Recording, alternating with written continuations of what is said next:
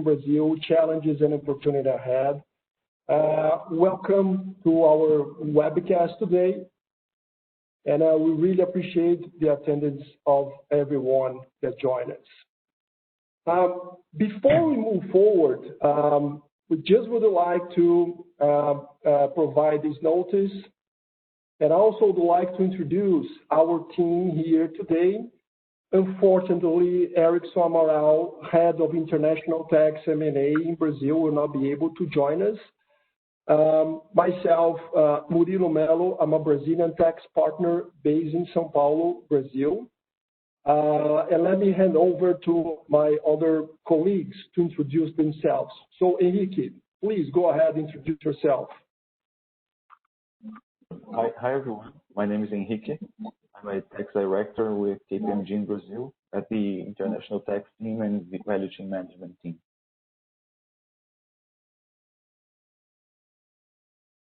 Yeah, I guess we're going in order. Sorry. So, Stephen Davis, I'm a international tax partner at KPMG in the New York office. Also one of our national leaders of our value chain management practice, where we work with companies on their supply chain structuring. My name is Edson. I've been working at KPMG for 16 years now, and I did the transfer pricing practice in Brazil. So it's a pleasure to be here with you. Hi everyone, Cristiano Rios. I'm responsible for the supply chain practice in Brazil, working to improve the efficiency of the supply chain with our clients. Very nice to meet you. Maya, I'm a partner director based in Brazil. I'm also the Americas Trading Customs Leader at KPMG. Thank you, everyone. It's a great team. We have a full agenda today. Looking forward for this presentation. But just before we move forward here, let me go through some administrative aspects here. Before we begin, we need to review a few of these issues. In order to receive the CPE credits and receive a certificate of attendance, it is required that participants are registered, logged in, and take part in the online questions. The polling questions will appear on your screen during various sections of the webcast. You must respond to at least 6 out of 7 polling questions and participate for the duration of the webcast to receive the certificate of attendance. You may submit by using the Ask a Question button on the left-hand side of your media player screen, and all participants will be in listening mode. We will answer as many questions as we can during the Q&A session at the end of today's webcast. If you are unable to answer your question, someone from KPMG will reply via mail. If you have any technical issue, please use the question mark button in the upper right-hand corner of your media player to access our help portal. You can also submit this through the Ask a Question box in your player. Now that we covered all these administrative items, let's get underway here and kick off the presentation. So we have a full agenda today, and the supply chain, it's a very interesting topic, especially when we are addressing Brazil. We need to take into consideration cross-border issues, international aspects, indirect taxes, operational logistic issues. So we have a whole group of KPMG professionals here today to address all these questions. And the agenda is pretty much trying to set in the scene what's going on internationally. We prepare business cases to go through and explain our approach for those aspects. And we're also going to address trends and opportunities from a tax and operational logistic point of view. So moving forward here, I would like to pass the word to my colleague, Stephen Davis, in order to address the overall global supply chain issues. So, Stephen? Hello. So It's probably no surprise that global supply chains are coming under pressure these days. For sure, in part, it's due to COVID-19, but for other reasons as well, and we'll get to that. But first, just to level set, what do I mean by global supply chain when we use the term global supply chain, right? In its simplest sense, think about a single plant producing goods for the global market from one remote location. The concept of global supply chains came into existence, right, because conditions existed that allowed them to flourish, right? And what might those conditions be? And you can see on the slide: open borders and global free trade, cost arbitrage, inventory levels being a primary defense to supply chain risk, effective logistics, tax incentives, and very importantly, stability and predictability. Those, if you will, were kind of the foundational elements that allow this concept of a global supply chain to come into existence and flourish. But even before COVID-19, global supply chains were coming under pressure due to a variety of things: geopolitical events, market forces, and technology. So Murillo, if you can put to the next slide. Thank you. So geopolitical events. I'm sure we've all heard, reading in the news, right, trade wars that are going on relating to increased tariffs, export controls, trade sanctions. That all influences the ability of the free flow of goods, right, the open markets that I talked about before. Economic nationalism, focusing on local manufacturing. This concept of market forces. I kind of describe this as the age of the customer.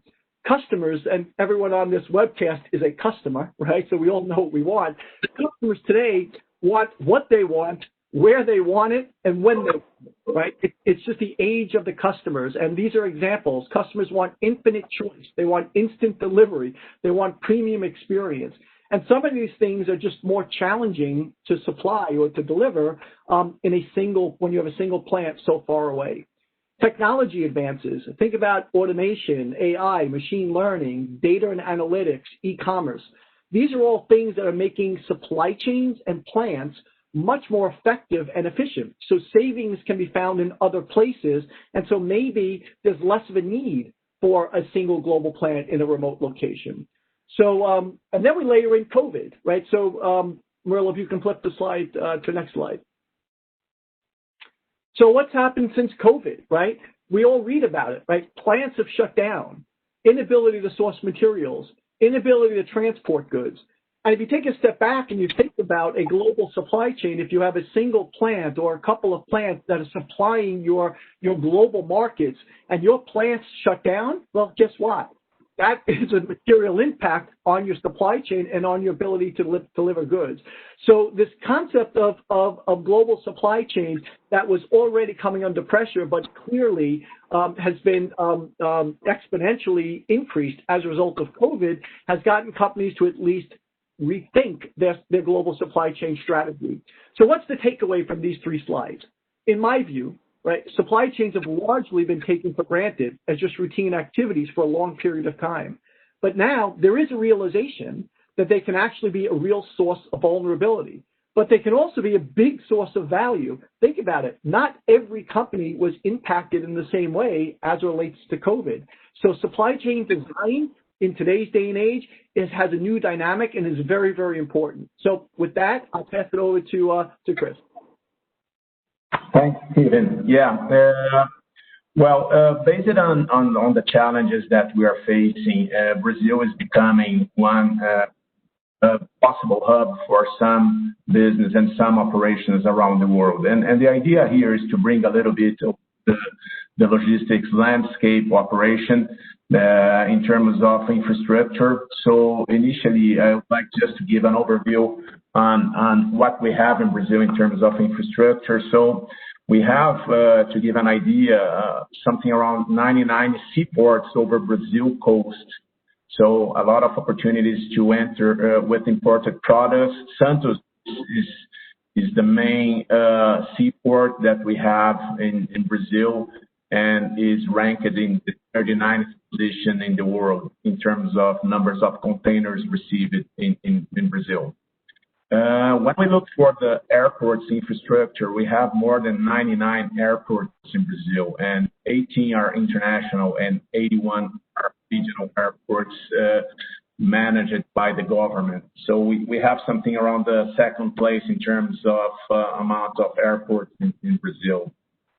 When we look for the road transportation, it's the main kind of transportation that we have in Brazil, and it represents more than 58% of the cargo movement. We have a lot of challenges. So the idea of the infrastructure is for those companies that are planning to come to Brazil somehow, and just to give an idea, but we also will go through the challenges that we have in Brazil in terms of operating its business. And road transportation is definitely a challenge because we have roads in good conditions where we had privatizations and things. Or concessions, but in some specific regions in Brazil, we have a lot of challenge in terms of the quality and maintenance of roads, right? When we look for the river system, it's a good alternative. Brazil has the most extensive river system in the world, so we have more than 55 square kilometers in terms of river. And depending in which state we're located in Brazil, this could be an alternative to transport goods when we consider longer distances, but the frequency for this operation is not that high. Looking for the 3PLs, we have, I would say, more than 275 logistics operators in Brazil, accounting for more than 100 billion reais, providing more than 1.5 direct and indirect jobs. So we have all kinds of international 3PLs supporting our clients here in Brazil, and we also have local providers for logistics. And we are also moving a lot on the skilling our labor to be able to work with more technology and with more information, things that are related with the new supply chain model, right? Murilo, can you move one slide, please?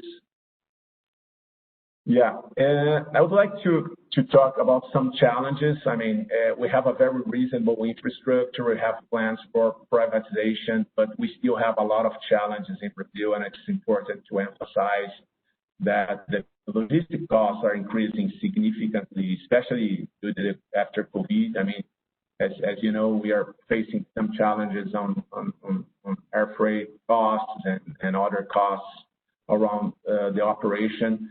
So this is really impacting some margins and some business. So the logistic cost is always a thing that we have really to evaluate when coming to Brazil. Another point that is important is the change on the consumer needs in terms of service level. So the consumer is really looking for a fast and quality deliveries, demanding from companies to really increase the on-time and full operation. So service levels became very important in Brazil, and we have a very complex territory in order to attend those needs for the new customer. When we talk about the regulatory operations, we still have some challenges in Brazil. We have new laws from drivers, and we have also some restrictions in some specific metropolitan areas where we have high density of people. So we have some challenges on really aligning the strategy for distribution in order to be attending the new regulation. And with the COVID, we are seeing that we really are facing a decrease on the operation efficiency due to the new safety protocols related with COVID. So when we look for like distribution centers and things like that, we have to really follow the protocol to control temperature, use masks, and distance between employees. This is becoming a very big challenge for operations. I wouldn't say in Brazil, but everywhere in the world. As I said, we are very dependent on the highways, and because the cargo on the highways represents more than 60% of the handling cargo in Brazil. and we also have some storage costs along the chain that are becoming expensive in some regions. And in some regions, even considering that we have a lot of 3PLs and global companies located in Brazil that works extremely well, we still have some lack of reliable logistics providers in some specific regions in Brazil. So we have some challenges, especially in regions that we are a little bit far from the big metropolitan areas and in some regions. And as we're going to discuss, we know we have a very complex tax operation in Brazil. And every time that we move products from one state to another, we have different taxations. And in some situations, this makes us to drive with the products and circulate more, spending a little bit more on transportation in order to capture the tax benefits. So we do have a very reasonable and good infrastructure. We are a land of opportunities, but we definitely have some challenges that are a little bit increasing on after COVID. So we can go to the next one. Next slide. Thank you, Chris. As you said, Chris, it's a large country with a lot of issues, with a lot of operational and logistics challenge, how you storage, how you move goods around the country. So it's very complex. And also, Stephen mentioned something very interesting, the age of customer. So we are now facing, because of COVID-19, a lot of aspects that you need to address, that you need to cover, that you need to understand, and how react to customers' needs. On this slide here, I'm setting the scene from a tax point of view. As we all know, Brazil, we have a sophisticated tax system, let's put it this way, from an indirect tax point of view. So in your left side, we put these three main buckets, trying to summarize, which is somehow very complex. How we approach these tax elements, how we plug these into a supply chain assessment. So on the left side, you can see we have indirect taxes charged at different levels. We have taxes being charged at federal, state level. Brazil have 27 different states, depending if you're rendering services, supplying goods. You may have multiple charges at state level, city level. We also have a federal excise tax. We have gross revenue taxes. So it's a complexity of taxes that will impact how you manage the tax system in order to address and have a very good and tax-efficient supply chain. We also address at the end of this presentation issues that we are facing in terms of whether or not we have a simplification of the tax system. And this will impact supply chain on the core, because if we're going to have a VAT type of tax introduced in Brazil, substituting PIS and COFINS, which we already have discussions on that area, we will need to run all modelings and all models of supply chain in Brazil. In the middle, we also address a very important aspect, which is connected to tax incentives. So we have regional tax incentives, we have state tax incentives, we have a lot of litigations around that, but we rely a lot on tax incentives in order to have a tax-efficient supply chain. And the last bucket here, we try to plug what Chris, what Stephen was mentioning, the overall management, operational aspects into, let's say, a supply chain structure for Brazil. And how KPMG will approach that? So we develop internally an approach in order to understand and assess what is the main opportunities and main challenges in a supply chain. So we have this methodology called ARO, assessment, redesign, optimization. So we're trying to understand the scenario as is. So you jump in and understand where you're importing, where the goods are located in storage, where your customers are located, if you have an expansion plan, or if you're planning to move into Brazil. We're going to see this in the next business case.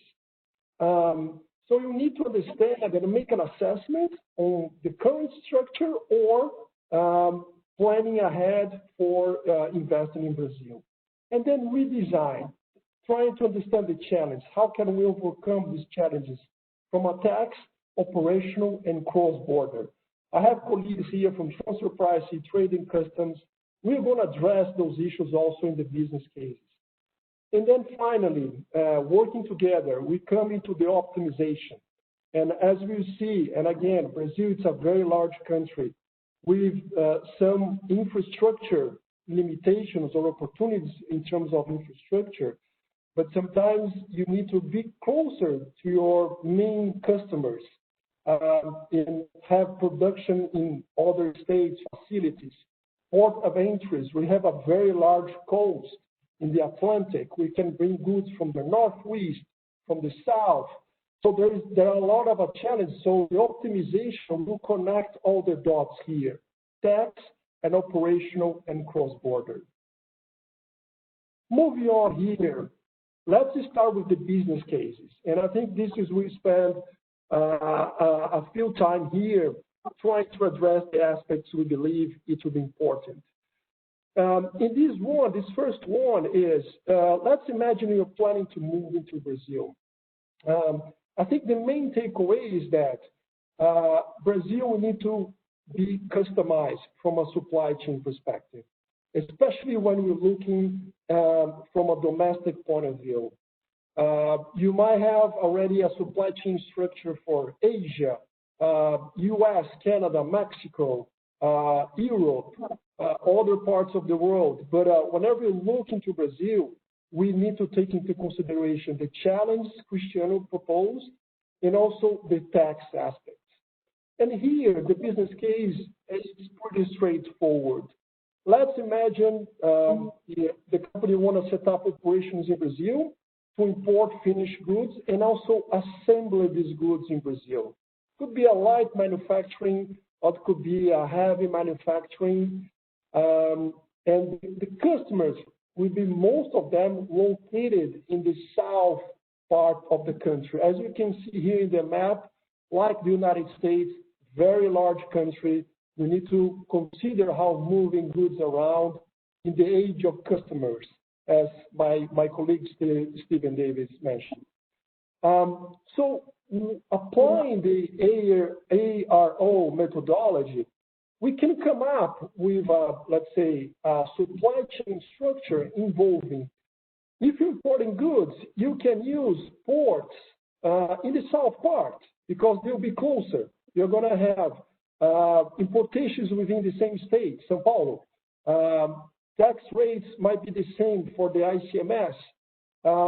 Also, you're going to potentially have less logistic costs because you're going to be within the same state. So we try to illustrate here ports in the southeast part of the country. And by the way, we have very large ports in this part of the country as well as in the northwest. In relation to manufacturing goods, we can have those manufacturing being assembling in the Manaus Free Trade Zone, that you have a lot of tax incentives. So then we need to understand how we move goods around from the north part, as you can see, in the middle of the Amazon region to the south.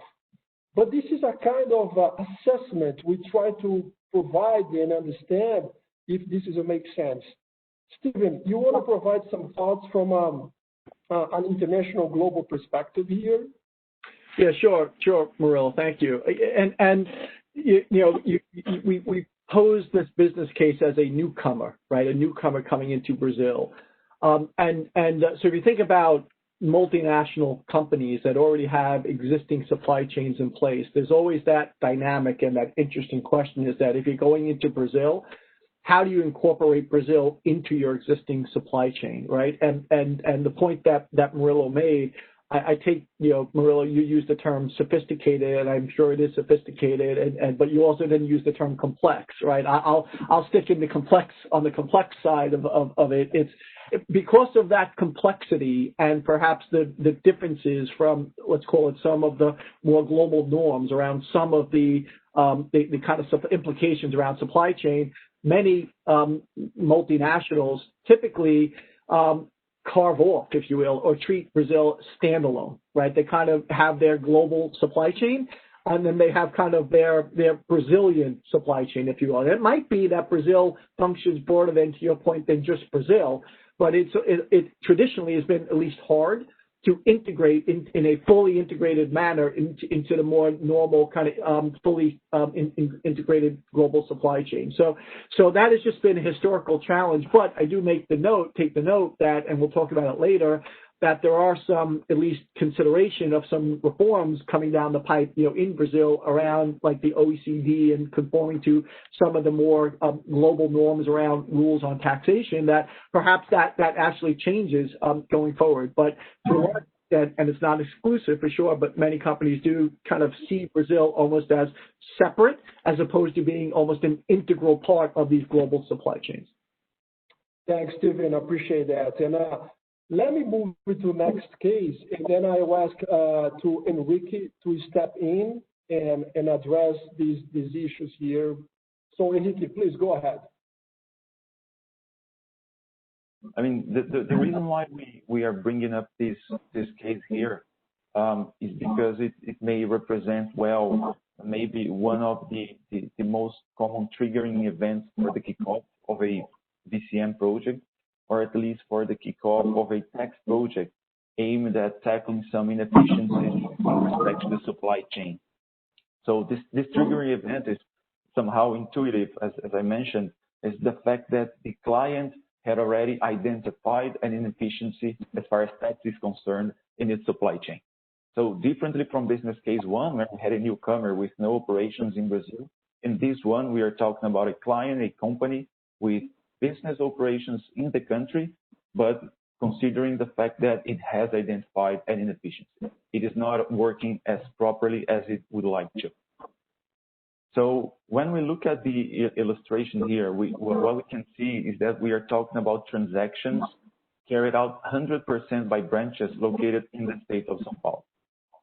Each branch with a specific role, with a specific function in this structure. So, for instance, imports of products and internal sales within the state of São Paulo, imports of products and interstate transactions, sale to customers outside the state of São Paulo, internal acquisitions and exports, or for instance, remittance of products, damaged products to refurbishment and then a subsequent sale.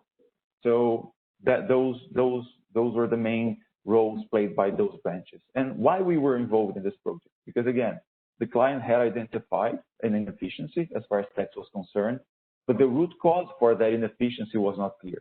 So the issue was they were accumulating ICMS credit. And when they say, hey, if you're accumulating ICMS credit, the root cause for that may be related to the fact that the ICMS credit that you're calculating on the input, the acquisition of goods, is way higher than the ICMS that you're paying on the output. And that may be right.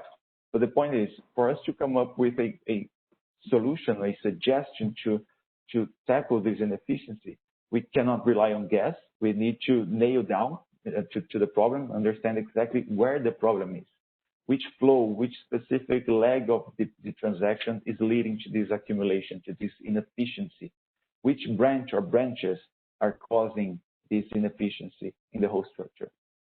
And that's what we did. Referring to what Murilo mentioned, to the ARO methodology, during the diagnosis phase, we digged into the tax files of our client. We discussed with tax administrations. We discussed with ourselves tax and logistics because it's a joint effort.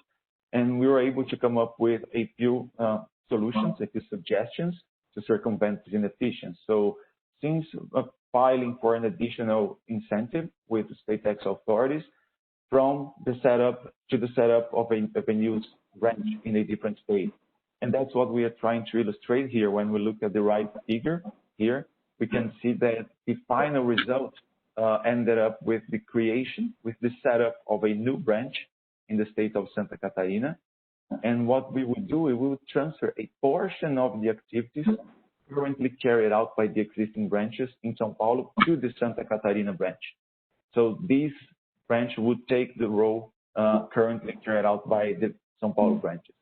And what this alternative would allow is that client would not only cease to accumulate ICMS credits, but it would also allow the client to utilize the existing balance, leading not only to a tax savings, to a tax upside to the company, but also to a positive impact as far as cash flow is concerned.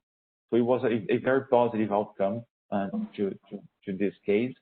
And in addition to that, the reason why this alternative worked is not only tax related, it's not only because of the tax upside, but also because it also had a connection with the business that the client was carrying out. So this branch that we were setting up in Santa Catarina would not only be a paper company, but actually branch with actual functions and risks. So we were paying attention, and we were in full alignment with compliance and risk management. And as I mentioned, this was not only a tax work project. We worked alongside with Chris and the logistics teams. So now I will pass it over to Chris so that he can comment from the inputs from a logistics perspective. Chris. Yeah, thanks, Henrique. Yes, the whole idea for the VCM strategy that we apply with our clients in Brazil is really combining the logistic costs and the service level, which is very important in several business, with the tax complexity. So the whole idea for the VCM strategy is to combine the three pillars in one single approach in terms of solutions. So in this case, in some situations we have trade-offs, right? When we compare the tax benefits that we have with a future landscape and with the logistic costs. In this specific case, we had to evaluate with Henrique opportunities in terms of finding the site location for the new distribution center, guarantee that we have reliable logistic providers in that specific region. We had to evaluate the impacts of the service level to attend clients, right? We can't have stockouts in this operation. So the whole idea is to really use, we have a very sophisticated modeling tool in order to provide and to support this solution with a lot of data analytics behind this analysis to guarantee that the model that we are proposing is really in compliance, is improving the service level, is reducing logistic costs and transportation and warehousing costs, and also guarantee that we are capturing the most part of the benefits available in the tax side. So we have these three combinations, and we were very successful in this specific case. We could even being a little bit more distant, the distance being a little bit higher with this new distribution center, we were able to accomplish a very good service level, and we could match the transportation costs because we moved it to a new bid process, finding a new 3PL to operate these routes to the client. So we had a very successful case with a lot of savings in this specific one. Yeah. This is great, Cristiano. Just before we move to the next case, let me just bring Edson. Edson is from transfer pricing. And both case number 1 and 2, as we are dealing with imports, Brazil has a specific, let's say, transfer pricing regulation. Edson, can you provide a very quick overview and comments on that for the group here? Sure. So actually, transfer pricing comes as a relevant component whenever we're trading with those intercompany transactions, right? And actually, many people know about our uniqueness when it comes to transfer pricing, right? So as a non-OECD oriented country, we do not follow the transfer pricing guidelines of the OECD. And instead, we have this unique system where we would have predefined or prefixed margins or markups to be observed on methodologies. And we have this approach on an item-by-item basis, where we have to analyze each of the transactions, each of the components have to be submitted to a certain analysis. But just as a background for our benefits, so the regulations were created back in 1996, and back in the day, most of the intercompany transactions would comprise the importation of goods and further distribution in the country with some manufacturing functions embedded in the operation. So that makes our regulation rules that were created back at the time, they were really focused on tangible transactions, right? So having said that, what we have currently is a very robust regulation for tangible transactions that should be, so that brings several alternatives to taxpayers in Brazil to bring properly the tax transfer pricing compliance to the discussion. And actually, it's very common that I receive requests from my clients that they have developed a global transfer pricing somewhere in the world, and that global transfer pricing would describe that the Brazilian distributing entity should attain to a certain PLI, let's say 3.5% of certain PLI, and they ask how we should accommodate or how we should document in Brazil this assumption. The point being is that we cannot document transfer pricing based on this specific PLI because we do not have the grounds to apply such approach. However, we have grounds to accommodate our rules into the 3.5 PLI. So that's the point. And one positive aspect of our regulation is that we do not have the best method rule, which allows taxpayers to apply any of the methods that they wish.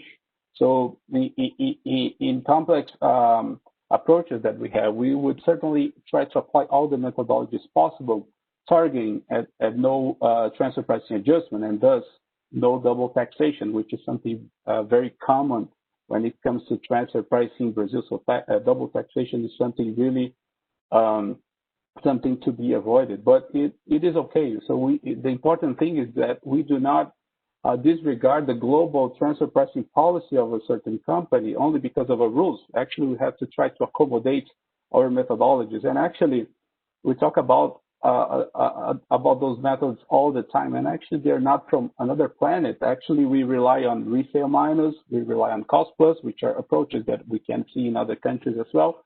And most importantly, we have a comparable and controlled price that is pretty much aligned with what is being applied abroad. So it's a methodology that to a certain extent relies on the arm's length principle that we discuss all the time with other countries. So this is something interesting to observe. So before coming into a supply chain big project, maybe working on comparables in advance. So let's see what type of comparables we would have in order to avoid transfer pricing adjustments and double taxation in the future.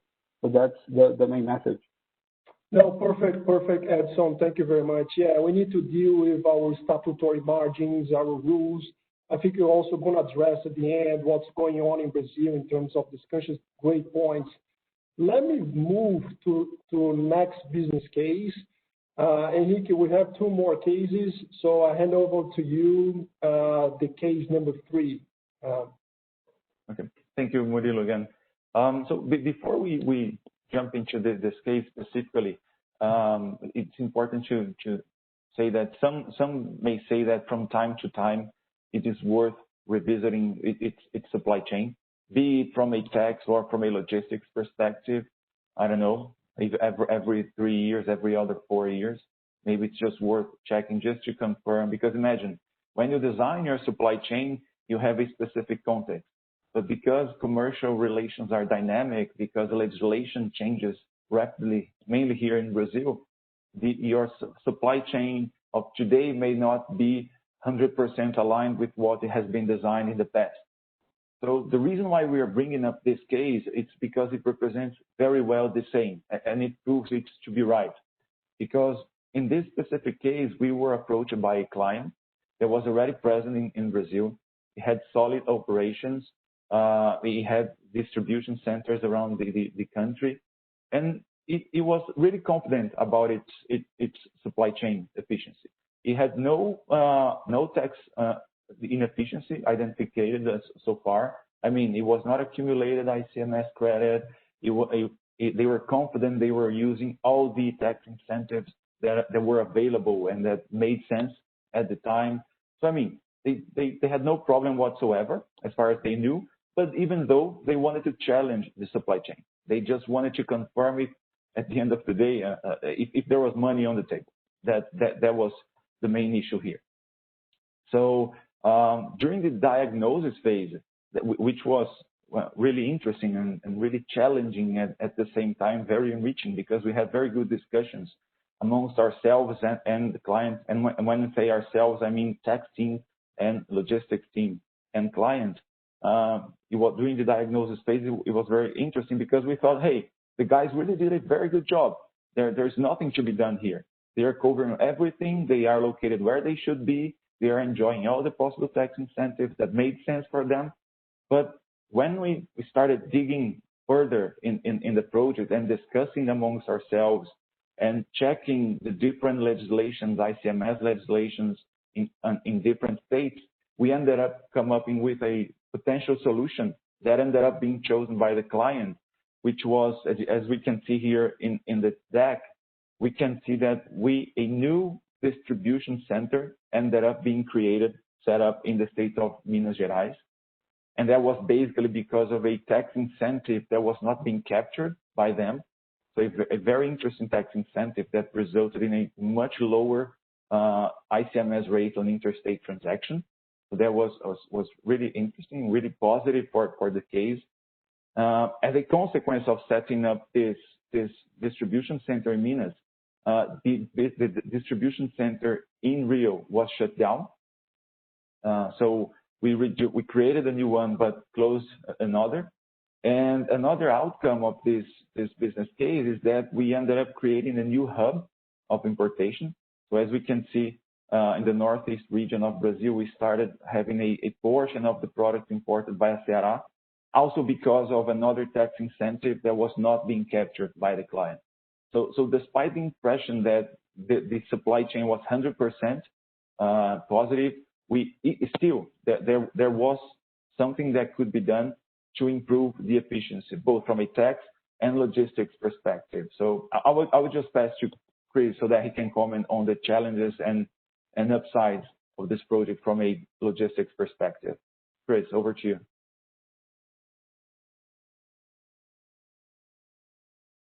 I think you're muted, Chris. Thanks, Henrique. Every time that we are in those projects related with the network design study, one thing that is very important is to visualize the operation based on the sales forecast. So the design that we delivered for this client is based on the new. We're looking over the next 3 years, right? We needed a supply chain operation to support their increasing sales in some specific regions. So we had some changes in the profile of consumption of those products in different regions of Brazil, and this must be taken on consideration in the analysis. We had some challenges on the capacity of the warehouses. This is another important thing we have to design, looking over all the details of the supply chain to guarantee that we're going to be able to deliver the products, that we have available capacity in the distribution center. So part of the study was to really reshape the warehouses in terms of space and capacity. When we look for the new import hub, we really look at in all those aspects that I related before, like capability to import this specific SKU in this seaport, and the custom release lead time is important. So the costs for transportation from the import hub to the new distribution center are costs that must be considered as well. So the study was really not just the modeling, but it's the entire strategy to deliver and bring savings, service level, and tax opportunities. Yeah, that's it. I guess we can move to next one. So I guess I'll kick this slide off. This is an interesting one, at least from my perspective, and it contemplates, call it a toll manufacturing structure,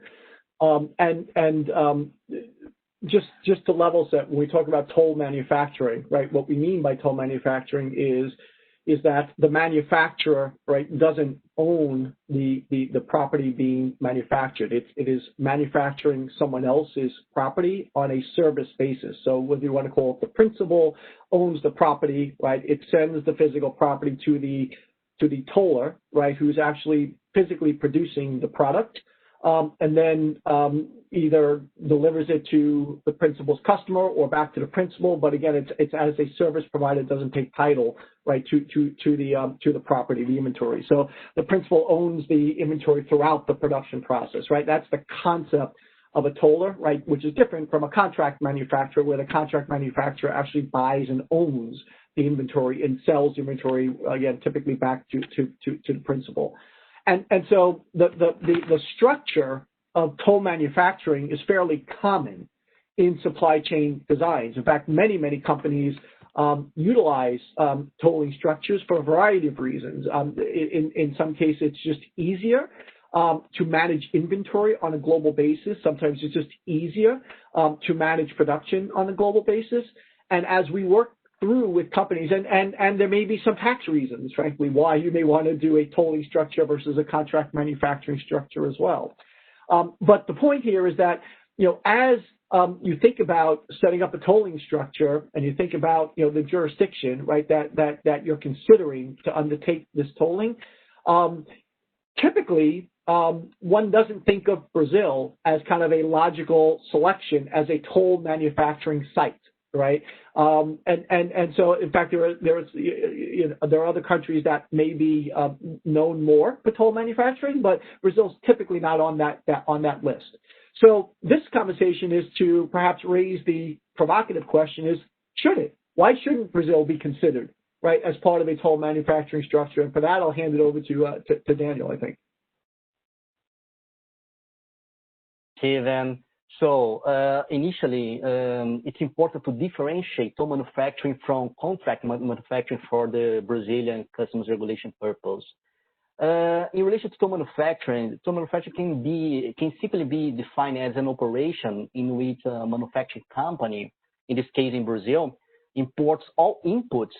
By inputs, we can consider raw materials, packaged and finished products, and performs a manufacturing process without the title, the ownership of the imported inputs being transferred to the Brazilian company, to the importer company. At the end of the process, as you said, Stephen, the manufacturing company charges the customer abroad the toll fee to perform this manufacturing in Brazil without having the title of the product being transferred to the company.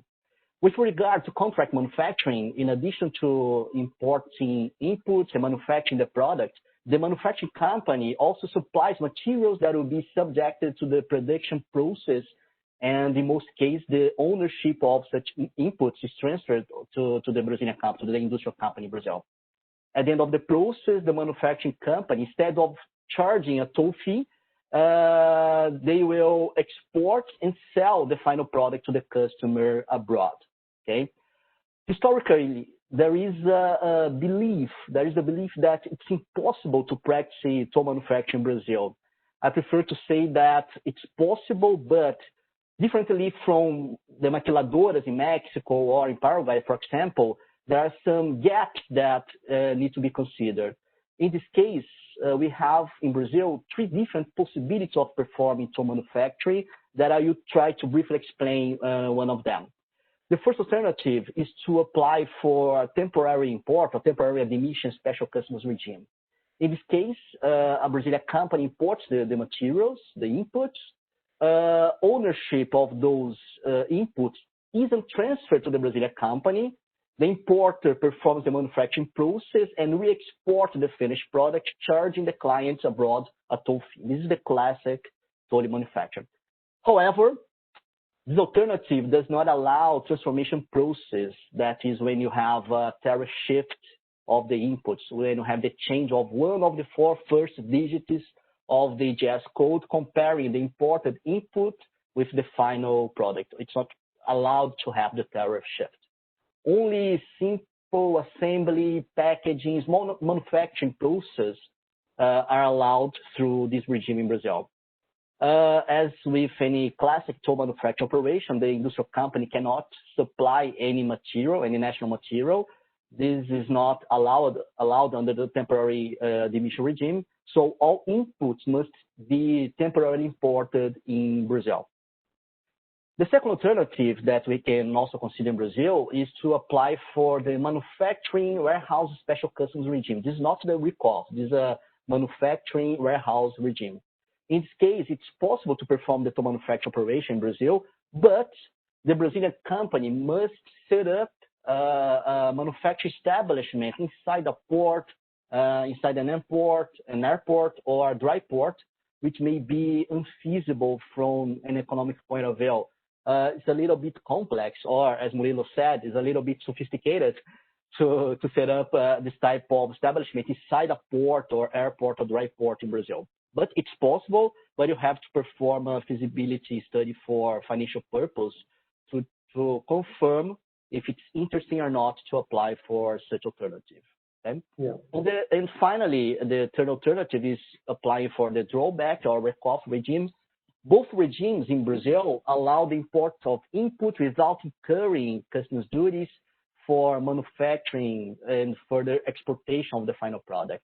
The gap in those regimes are that the ownership, the title of such inputs is transferred to the Brazilian company, which also supplies national raw materials to be incorporated into the product that will be manufactured and further exported. For this reason, these alternatives through drawback or write-off regime cannot be considered as a toll manufacturing, but as a classic contract manufacturer, because you have the Brazilian company supplying national raw materials, and the title of such inputs is transferred to the company abroad to the company in Brazil. This is the classic contract manufacturing. Just to put it briefly, to summarize, it's possible to perform toll manufacturing in Brazil. However, it's necessary to analyze whether those gaps can make the operation unfeasible. For a simple assembly process or packaging in Brazil, for example, the temporary admission alternative or the industrial, the manufacturing bonded warehouse fits perfectly into the concept of toll manufacturing. Remember that this alternative does not allow transformation process. So this is just a brief explanation how toll manufacturing deals works in Brazil. Thank you, Daniel. It's a very interesting topic. We can spend 1 hour talking about this. And so, just conscious of time here, can you just provide a very 2-minute overview on transfer pricing, because we are very tight on time here. So please go ahead, Edson. Let me be brief on this one. So actually, assuming that there wouldn't be the ownership of the inputs, right? So assuming that there wouldn't be intercompany costs hitting the P&L in this transaction, then there wouldn't be a requirement for transfer price analysis for the inbound piece of the transaction. However, transfer pricing can be an obstacle when exporting, right? So we have a general rule that would state a cost plus 15%, which is a very high markup to a certain extent. And for those cases, it's really interesting to keep in mind that we do not have only the cost plus 15, so we have other opportunities in order to document transfer pricing for the export transactions would be, so the cost plus is the first rule. We certainly have a cup and a resale minus rule to be observed for this transaction. So it's really, again, it's really important to analyze this in advance. So before setting the stage, it's really interesting to see what alternatives there would be, and if they're not available, maybe they should be created to a certain extent. Thank you.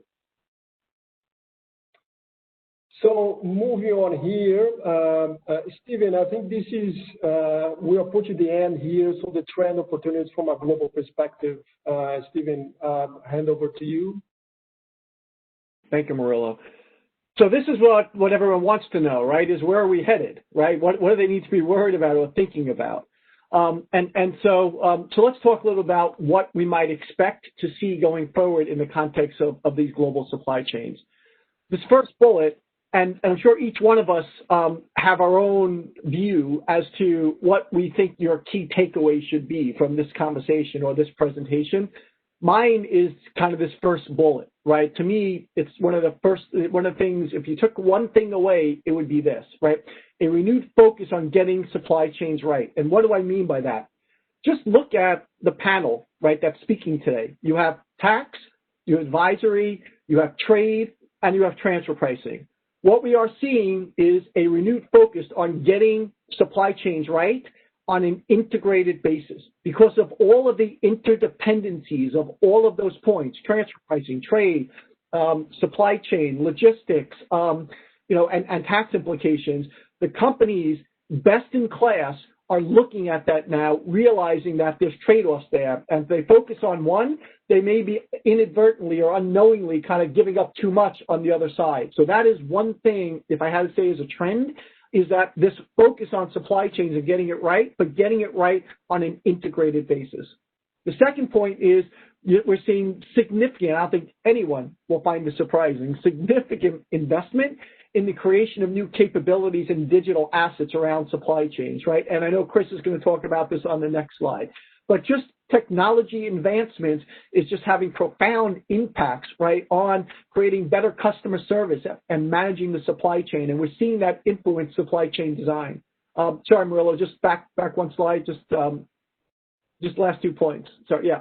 And then this is also important one, just de-emphasizing the lowest cost as the value metric to measure supply chain effectiveness in favor of risk exposure and supply alternatives. This goes to the supply chain design, this concept of global supply chain versus perhaps the next bullet, which is maybe shortening the supply chain, right? Because maybe it's more of to be willing to give up some cost in exchange for some certainty, right, and for some stability.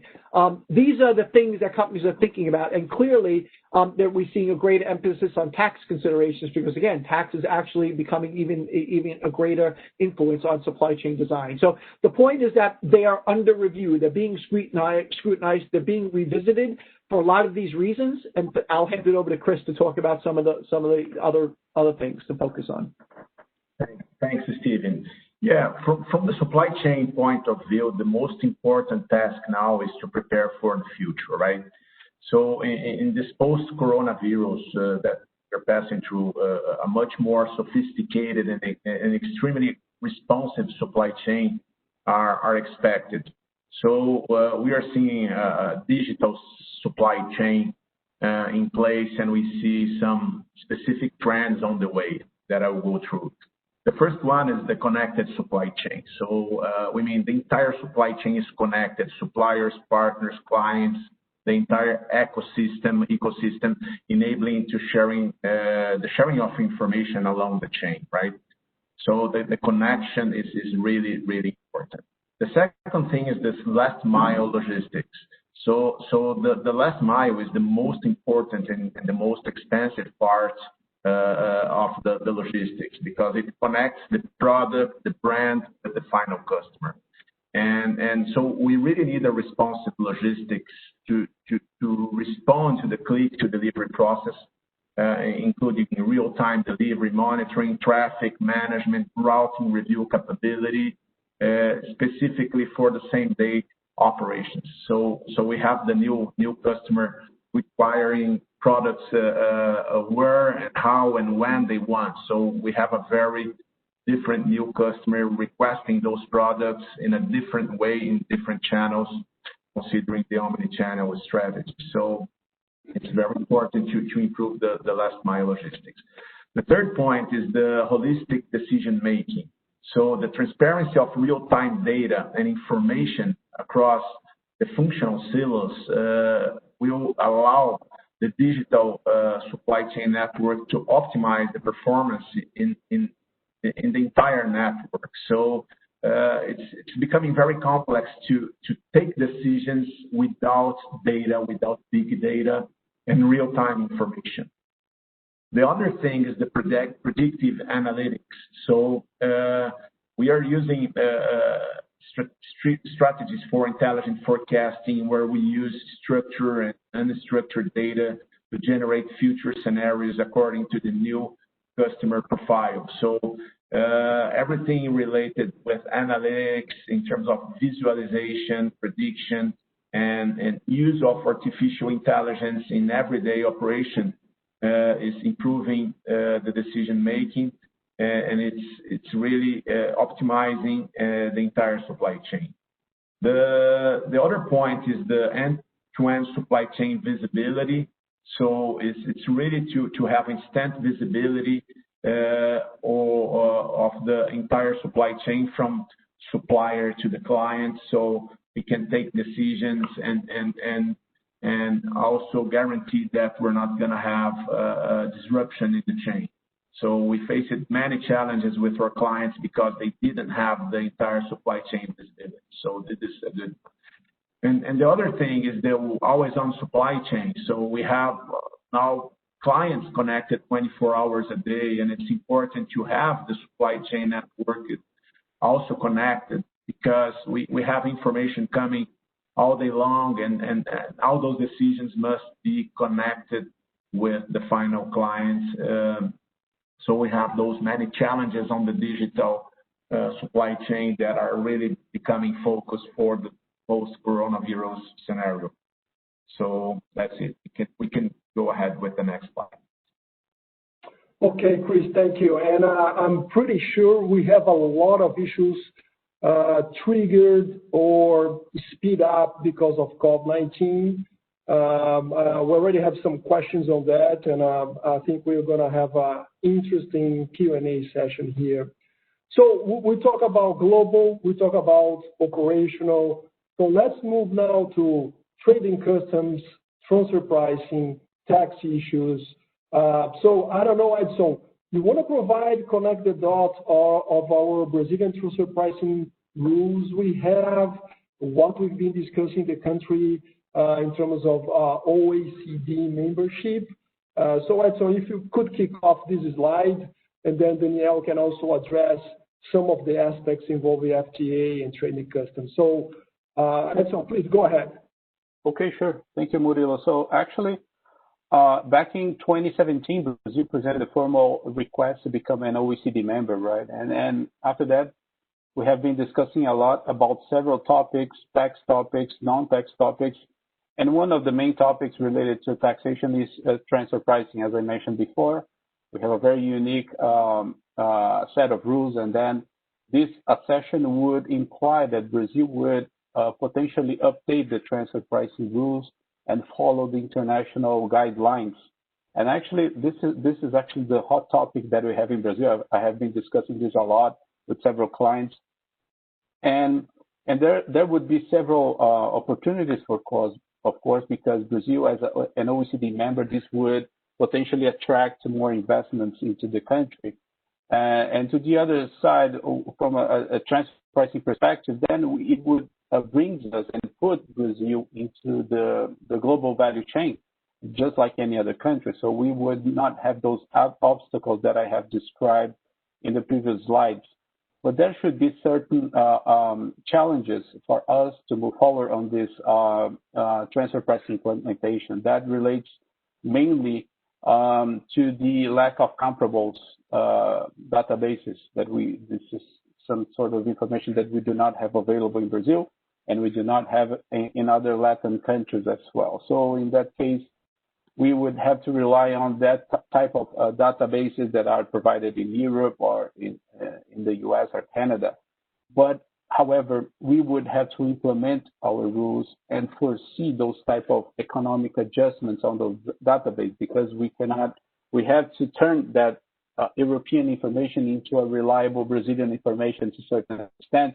And accordingly, we would have to address or have those types of adjustments clearly addressed in the regulations in order to avoid any type of misunderstanding between the tax authorities and the taxpayers. And actually, the main concern of this new transfer pricing regulation relates to the tax certainty, right? Because right now we have a very objective rule, and the tax authorities know how to work with that rule. And once we come up with a very subjective rule, which is not fully, we would have to work on technical capabilities from tax authorities' perspective and from taxpayers as well. So that would be one of the main challenges that we would face ahead. And actually, the changes would not impact only transfer pricing. We have issues related to double tax treaties, that we have certain alignments to be performed. We would have permanent establishments rules to be observed as well.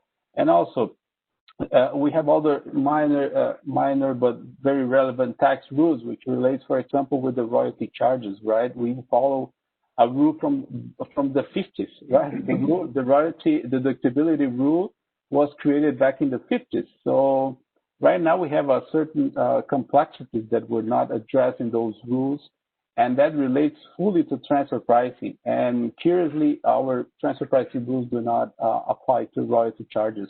And actually, when we talk abroad about royalties, we have taken this to a different level, right? We are discussing about banker functions, which is something quite complex, and that should be brought to the Brazilian context as well, especially assuming that we have complex operations in Brazil. So nowadays, we do not have only the importation and distribution function anymore. We have complex transactions to be observed.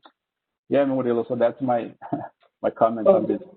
Great points, Edson, and be sure you're going to receive questions when Brazil is moving to OECD at the end. So let's say for Q&A if you have time, but great points. Danielle, please, can you provide a trade and customs overview here on these slides? Hello, thanks, Edson. Just a brief comment. As Brazil is moving to OECD, besides transfer pricing rules, it's also important to consider the impact on customs valuation, the 6 additional methods.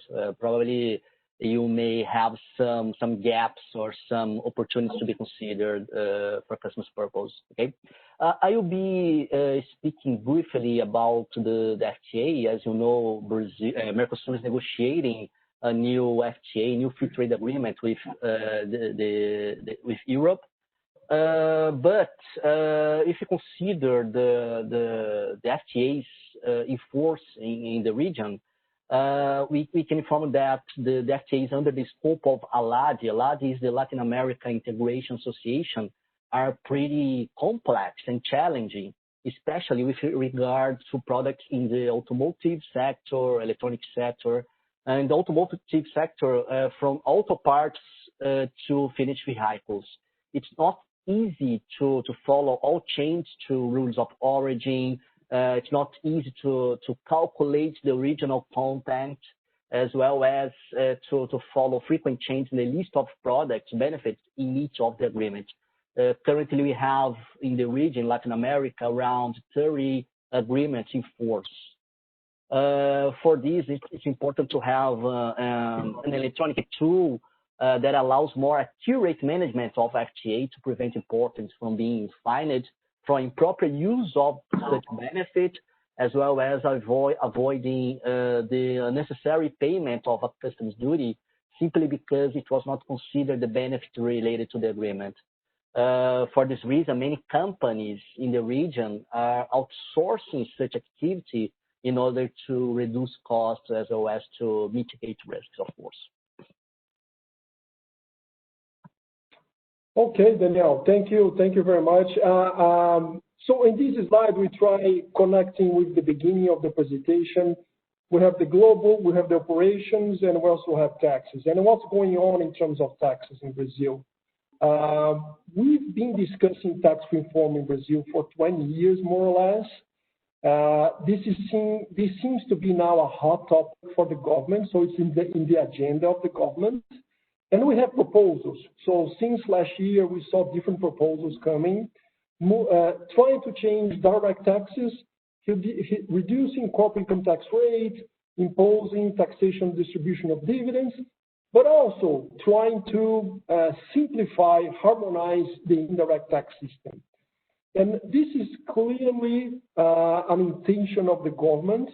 We have a lot of taxes, the ICMS, the IPI, the PIS and COFINS, trading customs, import tax. So all those taxes, whenever you're moving shipping goods inside or outside the country, we need to account either for tax credits or for the payment of those taxes. So I think the message here is that Brazilian government is looking into different work streams, let's put it this way. In the previous slide, we saw a clear intention to become an OECD member. So the membership application is filed, is moving forward. We don't know the impacts of COVID-19 on that process, but clearly this is will impact transfer pricing, trade and customs. But also from an economic point of view, Brazil is looking into simplify or harmonize the tax system. And one of the main pillars on that is indirect taxes. And I can also call attention from the audience here. We have a bill presented to the Congress this year, if I'm not mistaken, July or August. This bill tried to somehow simplify the tax system, creating, let's say, another tax substituting the PIS and COFINS. Henrique, I don't know if you want to step in, provide some comments. Feel free, but under new normal, I know sometimes we might have issues because of noise. But Henrique, you want to add something here, please feel free to jump in. As mentioned, Murilo, thank you. I would just mention that as far as indirect taxes are concerned, the truth is we don't know where we are heading to as far as tax reform is concerned, but specifically in respect to indirect taxes, if we pay attention to these amendment bills, if we look at, for instance, Bill 110, it would allow that for additional tax incentives to be granted, whereas the Bill 45 would not. So it clearly stated that no additional tax incentives would be granted. So it may be the case that the tax incentives, as we know them nowadays, may no longer be available. And we can connect that also with an initiative that the state of São Paulo had very recently. They issued a decree by means of which they revoked some tax incentives. So of course, this is not aligned with a tax reform, but I just wanted to bring to everyone's attention that the tax incentives, the tax benefits that we have nowadays may no longer be there in the future, or at least not as we know them nowadays. That's pretty much it. Yeah, great point, Henrique. And as we mentioned before, we look from logistics point of view, but also look into taxes. And of course, we take advantage of the tax incentives we have available and try to mitigate risks of discussions and so forth. So that's great. I think we're approaching almost the end of our presentation. We have a time for Q&A questions here, which is great. Danielle, I think I already have one question from the audience that you can spend a little bit of time involving RECOF. So people are asking about RECOF. Can you provide some thoughts on RECOF? We have changes on the system, 2019. But nowadays we understand it's a good tool for supply chain. That's right, Murilo. There are several companies in Brazil that are migrating from the drawback to the RECOF regime. They have similar concepts, but the RECOF allows the customs clearance of the imported products for consumption without paying any customs duty, and without paying any fine or interest when you supply these inputs in the local market. It's different from the drawback. If you clear the product, you have to pay the taxes, including interest and fines. Okay. For this reason, many companies are migrating from the drawback to the RECOF regime. You are right. There are some changes that you have to consider that was published last year. In order to be a RIPOF certified company in Brazil, the Brazilian company used to prove that it exported at least $5 million per year. After 2019, the company must prove that they have imported at least $500,000 per year. So the RIPOF nowadays is more flexible and more attractive, and for this reason, there are many companies applying for such regime. Okay. Thank you, Daniel. I have two other questions here. One for Chris, another for Steven. Chris, in the trends, we see discussions, implementation involving dark stores, and also, let's say, interesting or sophisticated joint purchasing arrangements. Could you provide some thoughts on those trends topic, dark stores, joint acquisition? Okay. Sure, Murilo. Yeah, from the point of view of the distribution centers or fulfillment centers, we have this new trend that we call dark store. The dark store is not a store for the public. It is dedicated to the online e-commerce. Inside of this store, we have the personal shoppers that are separating items quickly and efficiently to fulfill the orders. So we are talking in a different model of this store or distribution center. We are talking in distribution centers that are ranging from 500 to 1,000 square meters, located in the metropolitan centers where we have the population density higher and the number of orders are also very high. So with this strategy of dark store, we can bring the product close to the demand.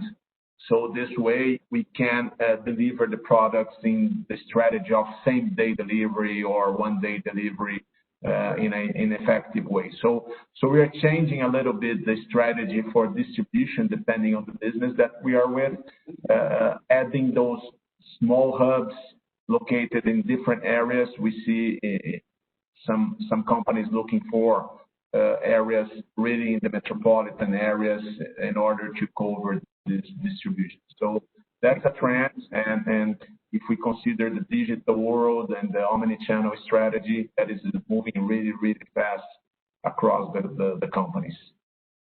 Yeah. Thank you, Chris. Thank you very much.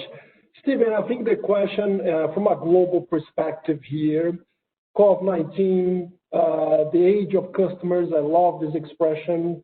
Are you seeing a movement of companies looking to supply chain, moving from certain places in the world to other places in the world because of geopolitical issues? So from Asia to Latin America. Are you seeing something like that? Appreciate your thoughts here, Steven. Thanks, Murilo. We certainly see a lot of companies revisiting their supply chain design. There's no doubt about it, and the footprint, their plant locations.